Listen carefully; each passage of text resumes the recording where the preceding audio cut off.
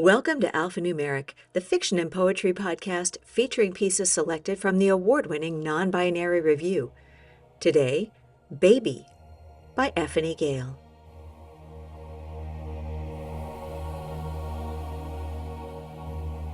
Baby. Baby. Baby. I wake to the sound of the voice dripping into my head like a nearby tap. It started a week ago now and has since interrupted me frequently. After Pepper and Lionel both separately said they couldn't hear it, I stopped asking any others. Baby. I wash the sleep sweats from my skin at the sink and dress for the day. There is a swollen scarlet crack in the middle of my lower lip that looks like it was recently bleeding, that I somehow acquired overnight. I am probably going mad. I'm nobody's baby. My father died when I was a child, and then my mother died 5 years ago. I've not had a paramour since she passed. Baby. The voice is my frequent companion throughout my workday in the gem mines, kneeling by the stream near the mine's entrance to pan for precious stones. As the hours pass, I can almost ignore it. Across the stream, Lionel tells me about his small daughter taking her first tentative steps. I pile the dripping, glowing stones I've uncovered into a healthy pyramid on the open bag beside me. Baby. The bell rings to signal the end of our shift. I force my stiff body to stand, brush the caked dirt from my trouser knees, and then stretch out my hunched back. Go further in, baby. I freeze. The voice has never given instructions before. Lionel is on his way out, is watching me. I'll catch up with you. No one notices as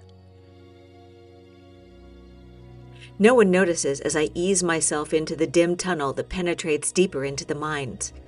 I've never been in here before. I'm not allowed to be here. But my desperation to understand anything about the voice necessitates at least a look. Baby. This tunnel isn't equipped with regular lamplight like our gem stream, but the thin glowing veins running through the stone walls provide just enough illumination.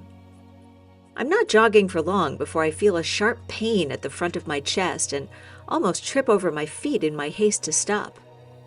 Leaning against a cerulean gem vein, I can see that a streak of blood is already soaking into my shirt. Peeling back the linen, a long cut runs from just above my breasts to almost my waist. At a glance, it looks fairly shallow, but the blood trickles down my chest and stomach. I press my hands and shirt against the cut, staining the canvas bag that's still clutched in my left fist in the process. The gemstones inside the bag bounce against my torso as I hurry back the way I came. Later, at night, I'm gripped by a certain loneliness and melancholy. I've applied a dressing to my chest. The bleeding has ceased. I've washed, changed into a long dress, and eaten a modest dinner. With the moon round in the sky, I hustle through the dark grasses to the clifftop overlooking our town. Under starlight, this clifftop is a hot spot for lovers' rendezvous, romantic trysts, and opportune liaisons. Tonight, I have an appetite for risk. And perhaps, if I'm actually someone's baby, then the voice will stop. Baby. I soon have company on the clifftop. There's a throat clearing behind me, and then Aaron, the blacksmith's apprentice, sits heavily beside me. He's fairly handsome and well-spoken, I think.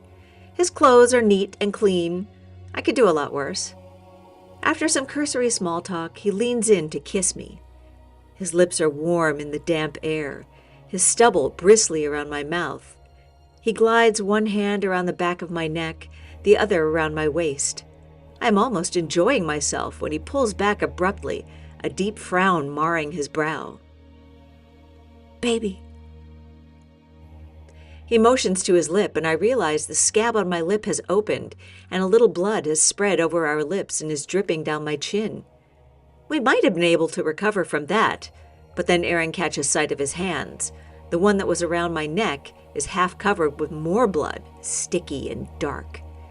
He stumbles to his feet in an effort to retreat from me, curses quietly, and then heads back into town. I feel around the back of my head where another long cut has opened up, this time almost horizontal across the base of my neck. I shudder. Baby, why am I falling apart? The next morning, the voice instructs me to go to the river, and I do not feel equipped to argue. It is a beautiful, cloudless, sunny day. As I approach the river, I quickly sense something abnormal. A humming, intensifying, a vibration within my bones as I near the water. Baby. I stop a few strides from the river's edge, the vibration so strong that I feel like my whole being is being shaken from within. Then there's the sharp pain from yesterday as cuts open along my flesh, the ones down my chest and across my neck certainly, but also new ones down my calf, across my thigh, along my arms. My eyes squeeze tight and I gasp, but my feet stay rooted to the earth. I doubt I could flee if I tried, but something about this feels inevitable, something to endure rather than prevent. Baby. My back snaps in a way completely unnatural to the human form, like a giant hand has cracked me in two. I briefly see my cottage in the distance, the opposite way to where my feet are pointing, before my view switches, and I'm rising from my ruined body. My empty head stares vacantly. The skin of my belly has popped open. Vital parts that used to be inside of it are spilling onto the grass. And I continue to drift upwards, away from the river. Baby. The voice is louder now, clearer. I try to twist my attention in the direction I think it's coming from, into the blue of the sky. Baby. I see them then, the entities. They're confusing to my unpracticed eyes, hard to discern. Each one is some kind of swarm, undulating and dark and glittering. So am I now. I understand slowly, though they are much larger than me. You took your time, baby, says the voice, ringing inside me with the clarity and resonance of a church bell. We've been waiting for you. Not such a baby anymore, declares a second entity. Very well then, says the first, an infant. We are rising, the circle of us, away from my town, away from where my broken body has been split like a crustacean shell, increasingly small in the distance. Infant. Infant. Soon, there is only the blackness of space surrounding us, and I do feel like an infant within the sprawling cosmos, tiny and unknowing.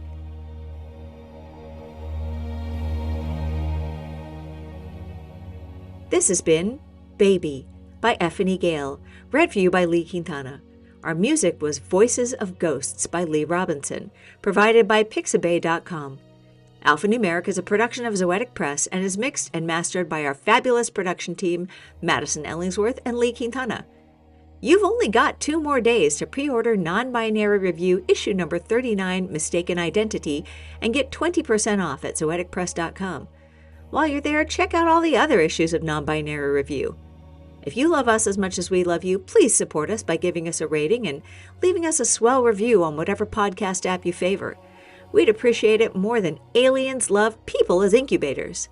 You should also subscribe so you don't miss a single episode. Non-Binary Review, because humans are hardwired to tell stories.